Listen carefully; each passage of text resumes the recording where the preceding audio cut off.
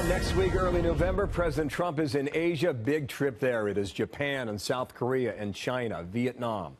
U.S. Navy now positioning 3 aircraft carrier strike groups in the Western Pacific ahead of this trip. The USS Nimitz is joining the USS Roosevelt and Reagan already in the region. What does this mean? Fox News military analyst General Jack Keane. Let's get to this first, sir. Then we'll transition here to what we're learning about Niger and Western Africa.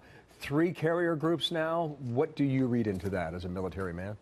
Well, first of all, 2 carrier groups is unusual. 3 is very, very unusual.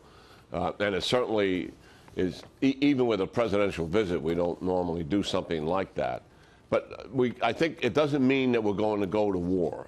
What it does mean is, it's part, I think, in my judgment, just thinking about it, is it's part of the overall strategy dealing with North Korea. The president's strategy with his national security team is to isolate North Korea and apply maximum pressure.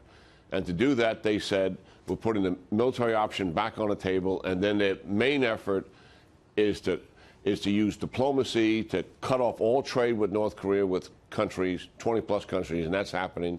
They use China as a lever against North Korea, and that is happening.